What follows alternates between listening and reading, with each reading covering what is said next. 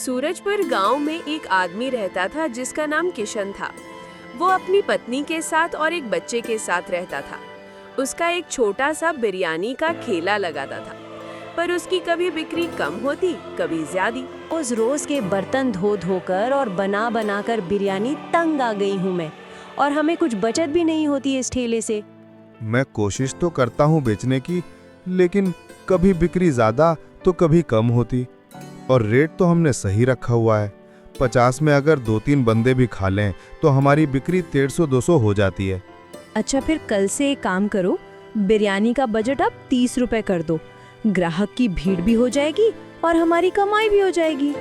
वो अपनी पत्नी की बात सुनते ही किसी नजदीक पोस्टर लिखने वाले के घर चला गया। नमस्ते साहब जी। हाँ भाई जी, किस काम से आना हुआ आपको हमारे घर पर? भाई जी, आप पोस्टर लिखने का काम करते हो क्या? हाँ भाई, मेरा पोस्टर लिखने का काम है। बताओ क्या करना था?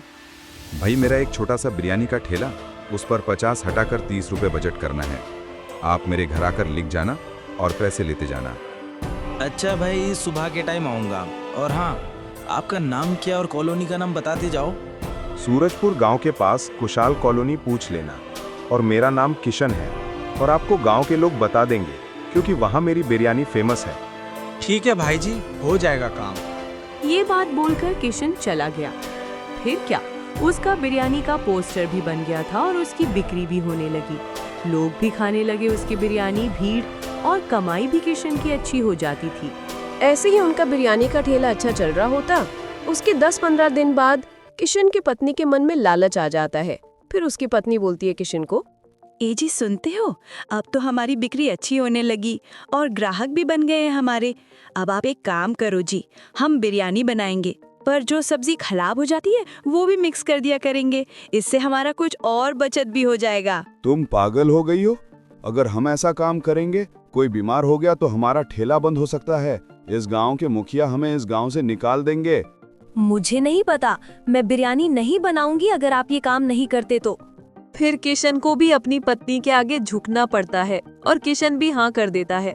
ऐसे ही 5-7 दिन कुछ शिकायत नहीं आई। फिर अचानक ही जिनके बच्चे बिरयानी खाते थे बीमार होने लगे। फिर सब गांव के लोग गांव के मुखिया को शिकायत करने गए।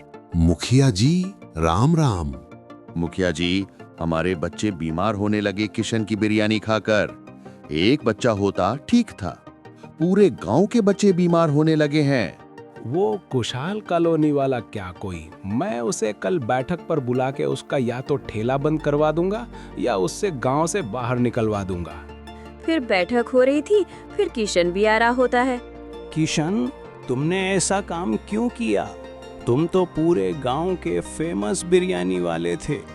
फिर भी तुमने लालच में आके कुछ ना कुछ तो तूने बिरयानी में ऐसा कर दिया जो गांव के बच्चे बीमार होने लगे। फिर वो मुखिया के पैरों के नीचे गिरकर बोला, मुखिया जी, आपको तो पता है मैं कितना ईमानदार आदमी हूँ। मुझे माफ कर दो। ये सिर्फ मैंने अपनी पत्नी के लालच के चक्कर में मेरा ठेला मत बंद करवाओ। मैं अब ईमानदारी करूंगा मुखिया जी, मुझे माफ कर दो। फिर मुखिया को किशन पर दया आ गई। किशन, ये तो तुम्हारी ईमानदारी की तरफ से छोड़ रहा हूँ, वरना तेरा ठेला बंद करवा देते हम। आगे से ये काम नहीं होना चाहिए। हाँ बिल्कुल मुखिया जी, आगे से ये काम आपको नहीं मिलेगा। फिर क्या, किशन भी सुधर चुका होता है, उसका ठेला भी ठीक चल रहा होता है, उसकी पत्नी भी सुधर चुकी होती और हमें भी कभी लालच नहीं करना चाहिए।